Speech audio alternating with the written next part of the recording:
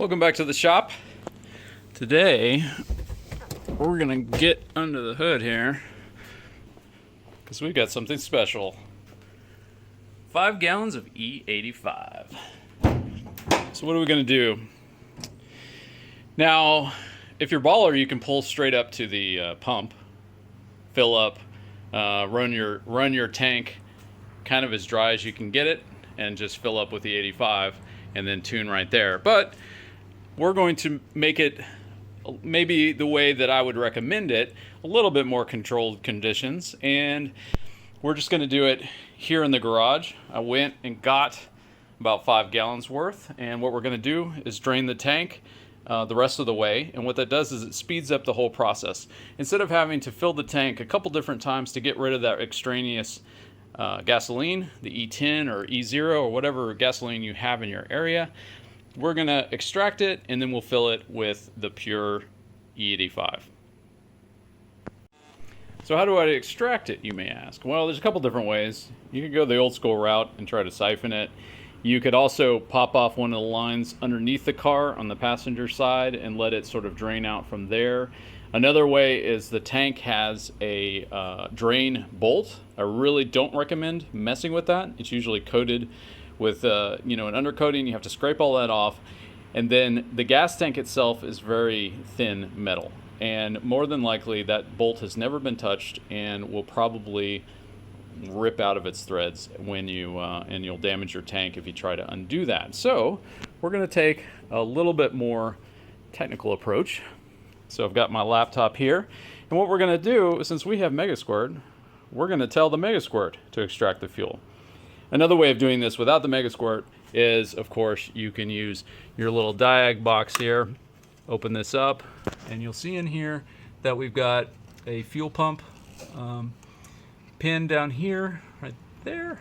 And if you map that to a ground, then it will run the fuel pump without the engine on. So that's what we want. We want to do all this without the engine on.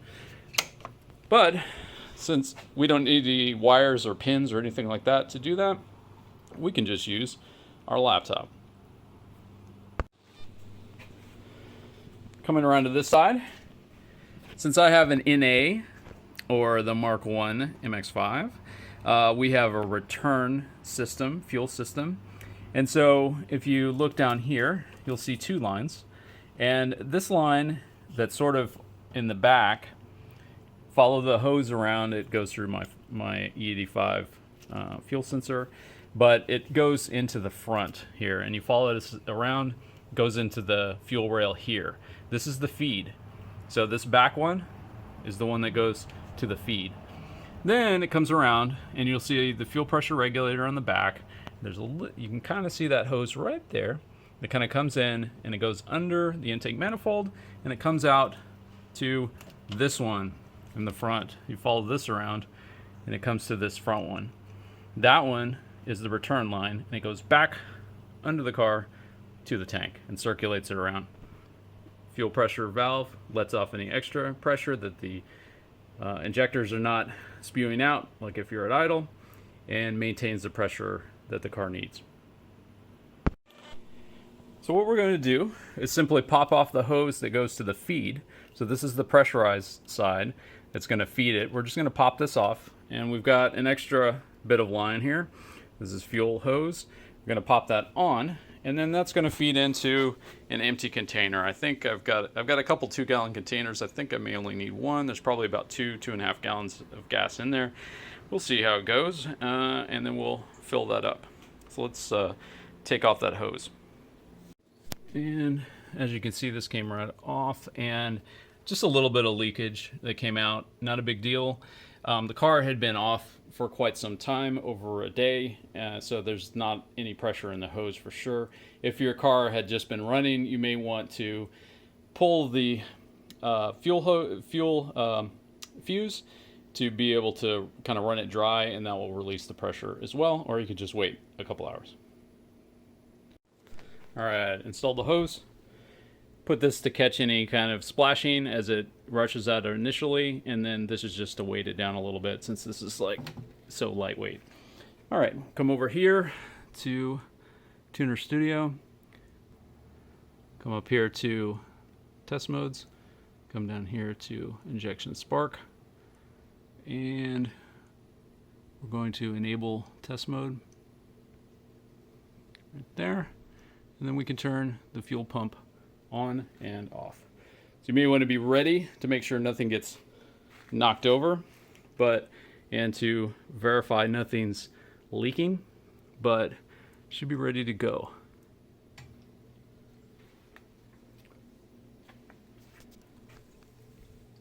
I don't know if you can hear that.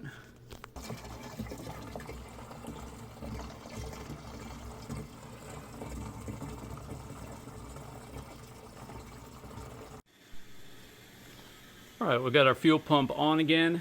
E85 is in the car, checking for leaks. Always a good idea. And we're letting the fuel mix up.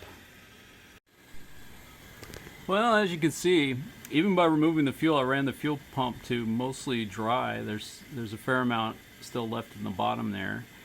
Either that or the E85 percentage was pretty crappy in my local gas station, or both. So we're letting this mix a little bit more. It might creep up to 60 or so, but we'll probably need to fill it the rest of the way up with the 85. But we've got 5 gallons in there, which is enough for a first start. Now I've got my dashboard set up with a couple of indicators here. As we saw before, we've got the ethanol percentage. It did creep up a little bit. And we've got an E85 fuel correction. And that's going to show when you have your fuel flex fuel sensor set up correctly. So we'll go over here. We'll take a look at what that looks like. And what we've got is, by default, when we're at E100, it's going to add 63%. So when we're at E61, as we are, then it's gonna add that basically an extra 30%. It'll be at 130% of our regular fuel table. But we've also turned on up here table choices, switch fuel, dual fuel, and flex blend. So for now, all we've got turned on is the alternate fuel table, which, as you recall from the previous video, we'll turn on fuel table 3. So if we go to our fuel table maps, we now see this enabled. And what we did was load our existing VE1 table to here using these. First we exported it, then we imported it. So we just loaded here. So everything's exactly the same. However, this is assuming that you're on a particular blend curve, as we discussed in the last video. We've got our blend curve 8, so we can verify that. And what it is since we have E10 around here, I have mine set up for 100% VE table 1 at about 10% ethanol, and 100% VE table 3 at 85. That's as high as we're ever going to get. The additional fuel that we're going to be loading here is going to affect everything. It's going to affect rec fuel, it's going to affect starting, crank, duty cycles, etc. All that stuff should be good. All right, literally first start. It is a cold start completely with the new E85.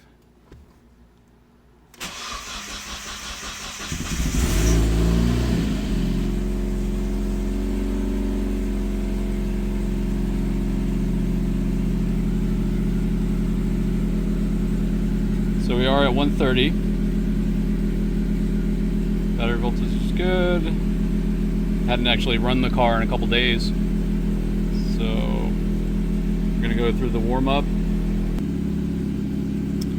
So our next step is going to be to tune this table out. So we're in here on our auto tune thing. We're not gonna do this at idle. I never do it at idle. We'll fix that later once it gets warmed up and stuff, but we're on VE table 3, and so this table is kind of going to act like a trim table a little bit, because these numbers may come down. Remember, this is the numbers that we had from our VE table 1, and as you can see, we're actually quite rich. It's adding maybe a little bit too much fuel compensation for the E85 at this percentage level. And so we may want to tune this down, but before we do anything, we're going to let it reach operating temperature completely. So for me, that's where the dial hits up slightly above 180 is operating temperature. It rests at about 190 on this particular gauge set. So we'll just wait for that to come up. Okay, we're close to warm-up temperature. We're only adding 2%, and we're just below target. We're at target. It's kind of floating around a little bit. This is pretty good, having not touched the VE Table 3. We can't really mess with VE Table 3 too much right now because it's sort of, it'll be a little bit difficult to do because it's in the middle of the range. It's not at E85, so this is not being used 100%. Ideally, we would get this to E85 before we really start messing with this. So what I can do is drive over and fill up the gas tank with an additional E85 to get that percentage up from the 62 or 63% that it's at right now.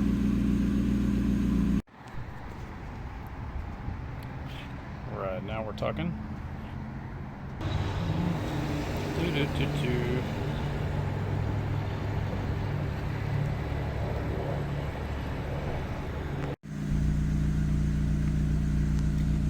All right, so we're back from that little drive. We're filled up to, what is it?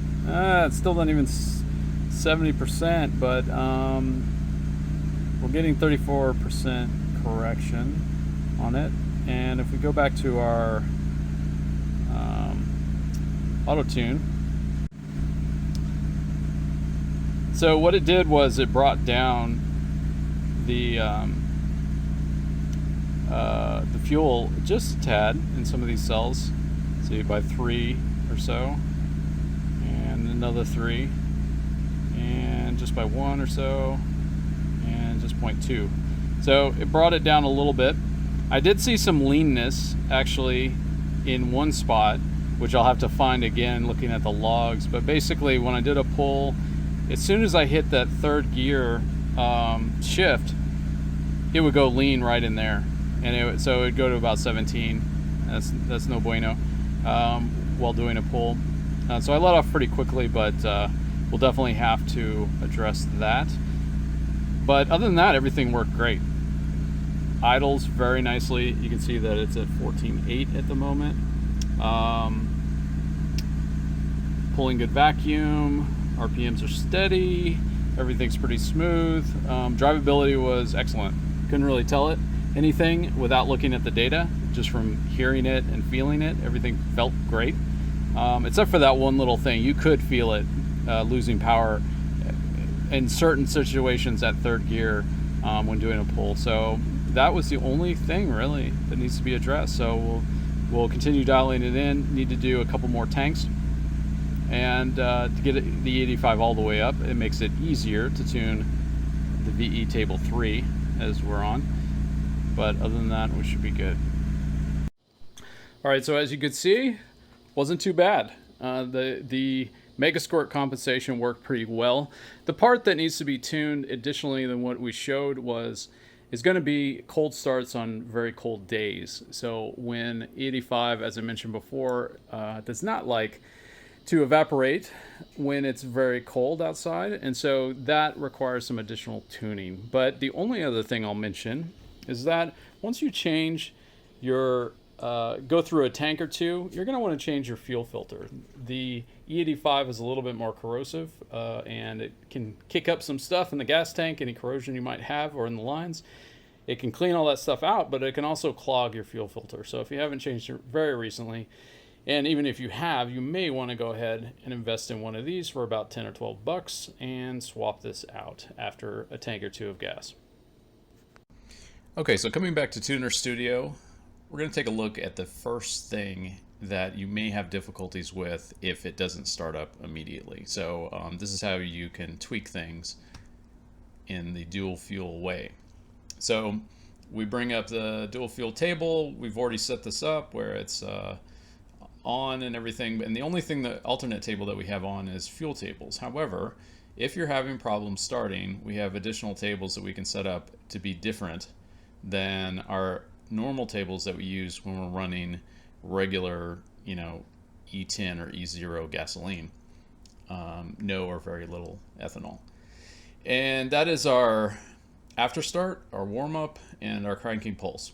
So the ones that we want to use depends on what's going to happen, what's happening in your car. So if you're having a problem getting it to catch, then the first thing that we want to look at is the alt cranking pulse. So we're going to set up this one to be different. If it catches fine, but then immediately dies, then we're going to want the after start enrichment to change. So that's going to be, we're going to bump up the numbers there. If it catches and basically stays running, but it is sounding very unhappy and the idle's rough until it warms up completely, then we're going to want to tweak this alt warm-up table. You may have to tweak all three, or you may be able to get away with just tweaking one at a time. All right, so let's just start with the cranking pulse. So this means that basically the problem that we're having is that it's not wanting to catch. You crank and crank and crank, and it's just not doing anything. Whereas with regular gasoline, it would crank in a normal amount of time and catch just fine. So what we've done is turn on all alternate table. And if we go in here, we'll now see some of these are grayed out. All the ones that are off are grayed out, but we'll see a cranking pulse 2. We can bring that up. And then we can input the information that we need that's going to be different. So one way to think about this is that, especially when you start getting into the colder end of the scale, so anything below about, technically they say 60 degrees, which isn't that cold, but anything below about 50 degrees Fahrenheit and definitely down around freezing or below freezing, the thing that's actually lighting off the combustion is actually the gasoline, the little amount of gasoline that's in the E85. So the 15% of the gasoline that's in the E85, that's 100% of what's catching on fire when you crank. So when the piston and combustion chamber is completely cold, it's ambient temperature, the ethanol, as we mentioned before, does not vaporize the way it normally does. And so there's nothing basically to catch on fire. Ethanol doesn't catch on fire very easily when it's in liquid form. If you throw a match at it or something like that, it's really the vapor above it, same with gasoline, but it's really the vapor above it that catches that ethanol on fire. Gasoline, on the other hand, is getting atomized, and those little droplets, that small amount of gasoline, is what's actually going to be making the engine catch for the first time until you get up to temperature where the combustion chamber is now warm enough to vaporize that ethanol very quickly as soon as it enters, and it will catch a lot easier the second time. What that means is that you may have to increase the percentage add here for the cranking pulse to be an extraordinarily high number. It seems like insanely high. So you may put this at the colder end somewhere around 450 or something percent, maybe higher than that, maybe even 500%. So 5 times the amount of gas is being sprayed in there. I would start somewhere around here, like in the 300s, 350, and then work your way up a little bit, making sure not to flood the engine, of course, and then see if that gets it to catch. It probably will. So that's the first thing that will help fix it if you're doing this in the winter where you are and you're having problems getting it to catch. The second thing is also pretty easy. We can turn on, the thing that happens after cranking is after start enrichment, and this is a quick amount of enrichment that happens only for a few seconds, less than 5 seconds typically, and when it's warmed up it only lasts for literally a few revolutions of the engine. So now we've got that enabled, so we've got these two actually screens available to us, and again we can change this as well. So you want to start with whatever you had before on your regular after start enrichment. So mine is about the same actually, and so you can compare these two. And so this is going to be your table 2, and so you're going to want to bump these up, probably almost double. You can start. I would start with 50%, adding 50%. So make this be in the 60s and so on as it goes down the same curve though. This curve is going to be similar. Yeah, start within the 60s and maybe go up to as high as 80s in the colder parts of your chart here. Now, after that, it may be running okay, because if it's cold, the after start enrichment is going to last for longer, obviously, than it does when it's warm out. And so by that point, your warm-up enrichment, keep in mind, the warm-up enrichment, the default warm-up enrichment table is already being added. There's additional fuel being added because you're in flex mode, so your blend curve is adding additional correction for E85. So this is going to be like 130, 40, 50% or something like that when you run it. And that's already adding additional fueling as needed to the warm-up. So that may be all you need. However, if it's still kind of rough on the lower end of the chart, you can always tweak it. So same thing, go up here. It now shows up, warm-up enrichment 2. And you may end up keeping this stuff at the bottom exactly the same as you have for your regular enrichment table. All you're going to have to tweak is these lower fields here.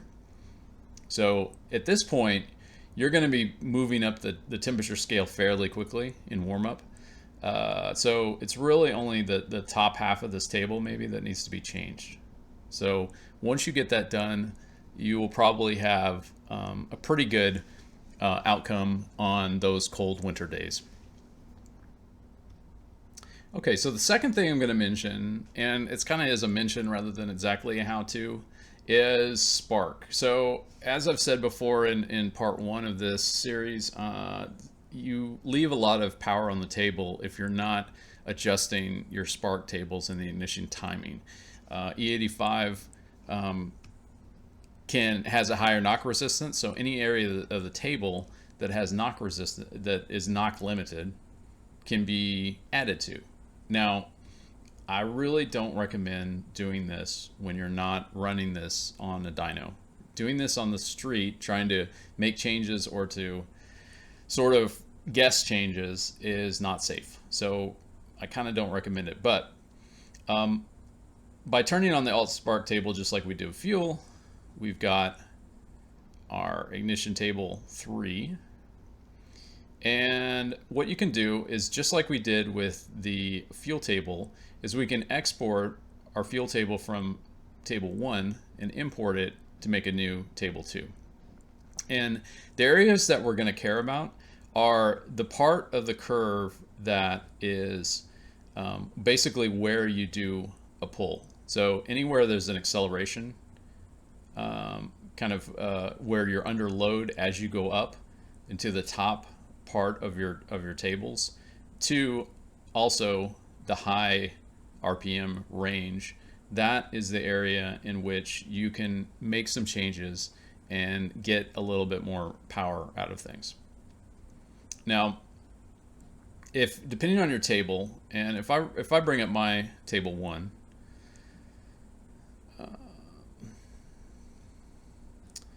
you'll see that mine is already a little aggressive. So basically, up in here to, a certain PSI level, we're still running, in the 20s up in here. And then at the highest end of the table, down here, we're running in the 30s and so on. And that's appropriate. Obviously, you increase timing as you speed up because the combustion needs to happen earlier so that it explodes at the exact right time. So since the RPMs have increased, we need to make it the combustion start earlier. But so that means if you're running a somewhat aggressive thing, then this will be fine, and you really don't have to tweak it that much. You can, but you may not be gaining too much. Doesn't have to be terribly dangerous to add a little bit. And so basically in these areas, when you're on the full E85, you can add, somewhere between 2 to 5 degrees with reasonable safety. There's a big disclaimer there. This is just in general. It depends on the health of your motor, so don't take this as the gospel truth. But typically that's the range in which you're going to be okay with running it without getting into any trouble. It's difficult, especially if you're running at full E85, to really get detonation even if you increase it dramatically. You basically will never get knock, even if you increase it by 10 or 15 degrees. The engine won't run very well. That's too much advance. There's no reason to do that. But at the same time, you won't get definite detonation. But I don't really recommend that without a dyno. So again, you would make these changes normally on a dyno running at a specific cell. You would click into here, get the car running at a particular load, and you'd see what the torque is in real time as you change this. So you've been increasing this number until you got to peak torque, and it starts to fall off again, and then you back it off a little bit. And basically you do that in a couple different areas, a couple different RPMs, and up in here a couple different boost levels. And then what you would do is smooth or interpolate by using these options to smooth that in between the curve, and then you'd basically be very quickly able to get a fairly nice ignition map tuned to your particular engine, and you'd be at peak torque throughout. But it is possible to up this a little bit, like 1 or 2 here and there throughout these cells, especially in the power curve. As we go up like this, you can up it a little bit. You don't want to do it. I've seen people, select the whole table and just add like 3 to it. It's not really necessary. I mean, it doesn't really do anything because, as we mentioned, E85 burns quicker. So you don't have to run it as early. In some cases, you may actually get better torque, like especially in this cruise area, by retarding the timing. So since it burns more quickly than gasoline, retarding the timing gives you peak torque in these cruise areas rather than increasing the timing. It's only the areas where you're knock limited that increasing the timing here is going to have an effect, a good effect that you want. So keep those in mind. Again, big caveat, definitely recommend doing this correctly. The correct way is to do it on a dyno where you can see your torque feedback in real time and you have knock monitoring on. And so you can, if your car doesn't come with a knock sensor, and even the knock sensors that come with cars are usually not great, it's a good idea to have a setup where you can listen to it and have like audio or det cans, they sometimes call them, so that you can monitor this yourself and run in complete safety. Okay, well, that's going to do it for today. Please leave a comment below if you have other specific requests for tweaks to E85, like problems that you've had, any additional things. There's a lot of them out there, but there's so many, and some of them are very small, and so I didn't know which ones to include. Like in this video, I decided to include just the top couple of things that people need to handle. And then I may do another follow-up video in the future, or part 3, which includes all these little pro tips, we'll call them, or just different things that you've had errors on and you'd like to know how to work it out, how to troubleshoot. So let me know that in the comments, and we'll see you next time.